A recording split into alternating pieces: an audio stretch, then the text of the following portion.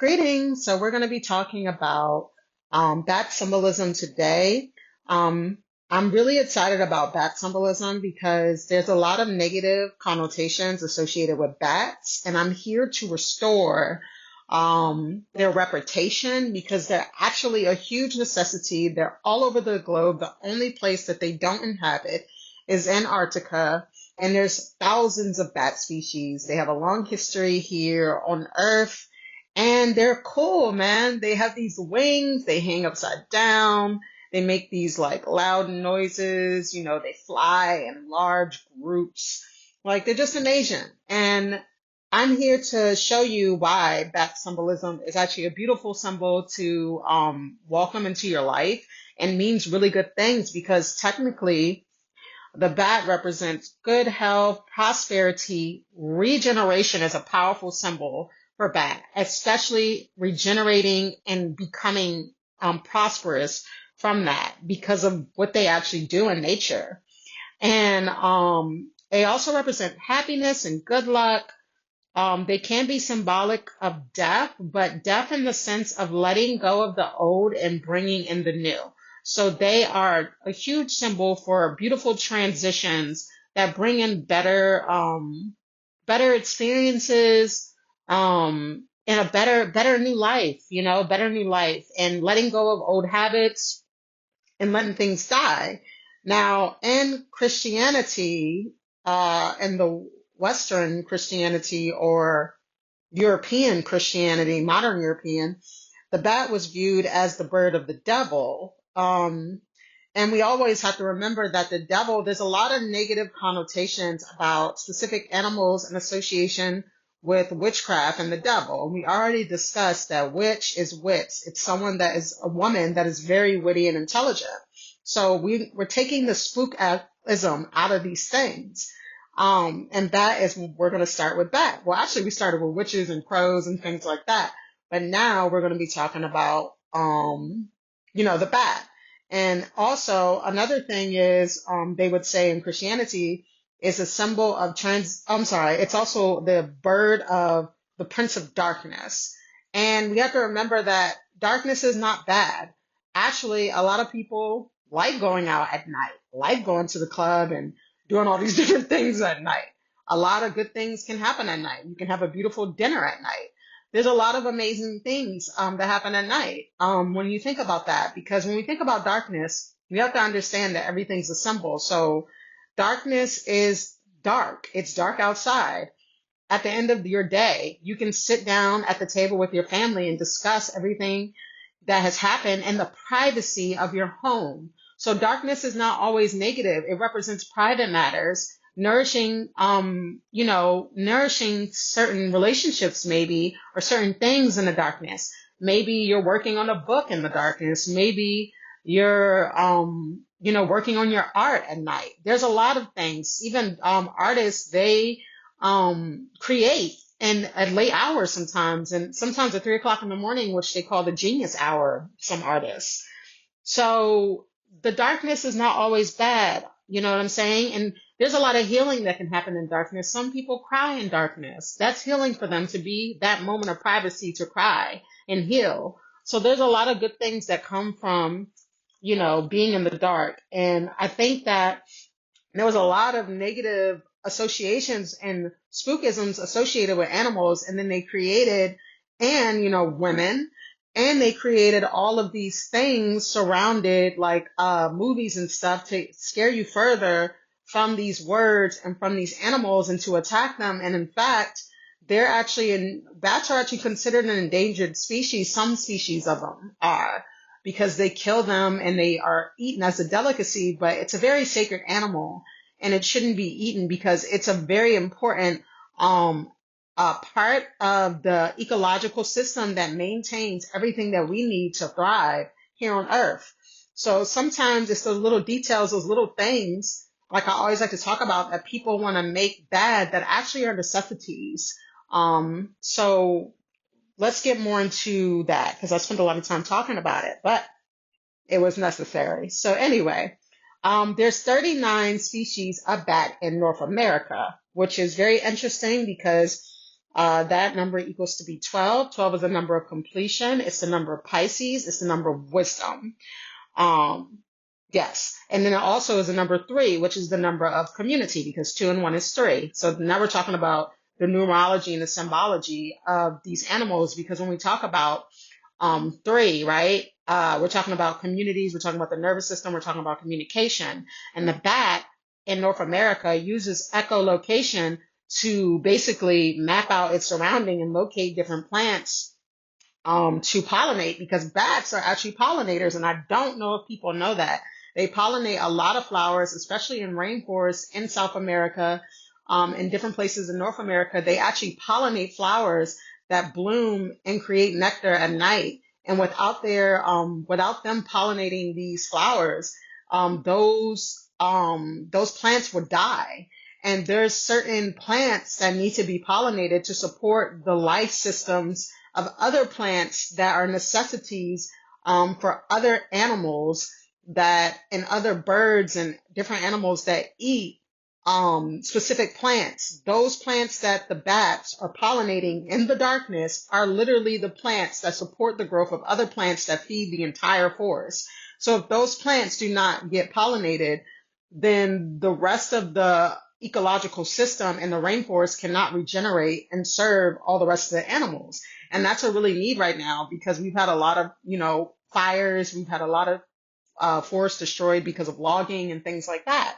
So it's really important what the bats do at night. What they do in the darkness is what you can't see, how they nourish the earth in the darkness and you can't even see. Now, of course, there's different types of bats. We're going to get into all this. So another thing is the 3, right? Communications. Bats are typically seen in like 100 to 200, maybe more groups of bats. Like when you see bats, they're flying in these swarms of bats. It's really amazing. It's really a sight to see. And they make a lot of noise, right? So they have a gift. Besides their echolocation, they also have clairaudience, which awakens the ability to hear spirits and some belief systems, right? Well, or to hear different things, to have a greater sensory to things. So when you see the bat, maybe you could be you're heightening your senses so that you can accomplish something. Because typically, when we're accomplishing things that are really big, it's a lot of uncertainty, we need our senses. We need to follow our instincts and our gut instincts and go into the right direction. And at these times when we're in extreme darkness and uncertainty, being darkness, right? We need heightened sense. Our senses are heightened. Like, we're on alert. We're aware if we're calm, right? So the bat really brings in that. He really brings in that ability to be able to regenerate your life and be able to create something beautiful from that regeneration based off of, the bat entering your life and showing up. They also have there's a species of bat that's amazing called the golden flying fox bat. This bat has a wingspan that reaches over 6 feet and can fly over 40 kilometers in one night or something crazy. For the first month, these baby bats cannot fly, so they have to be carried by their mother, which is amazing. And at night, they hunt for fruit and nectar as well. So these bats are really large, but they eat like fruit and nectar. And there's also bats that eat insects in North America that keep the insect population down, mosquitoes, etc., which is, I know a lot of people don't like mosquitoes. So without bats, that would be out of control. Or fruit flies, which people, don't like neither. And if that fruit flies get out of control, they can destroy like vegetation and farms and things. So bats are really important. So maybe even, if the bat is coming to you, maybe you are somebody that has an important place in the world, and your energy and your existence on earth is important to the ecological balance of humanity. Because a lot of times we don't think about, what happens when we suppress ourselves, what happens when we don't express ourselves, which is a lot about what I've been talking about lately. And it's important for us to be able to express and be who we are authentically so that we can balance out the ecological system of humanity. Because if not, there becomes imbalance. And I think that is really beautiful, because I think right now with all of these eclipses and everything that's happening, this is giving people a big opportunity to regenerate themselves and be more authentic, to bring things back in balance, because as we all know, things are not in balance. So this is like, getting the nectar, the bats getting the nectar, helping you get the nectar of you. So anyway, so going back to bats live in colonies, we already talked about that, which is amazing. So it's all about community. It's all about higher wisdom and intelligence, because it's the 12 and the 12 is the 3 ruling over the nervous system. And a lot of, nervous systems are really broken in America or all over the world, because of, the very suppressive, oppressive environments that we lived in. So there's that. Bats also pollinate cactuses. People don't know, and cactuses are essential to our ecological system. And without bats, cactuses would not thrive. So another thing that bats do. So getting into a different aspect of bats, which I'm not really sure why. I need to do more research. I might do a separate video on this. If it's wanted, only if it's wanted, I will do a separate video on this. So you'd have to comment and say separate video or something to indicate vampire, say vampire bats.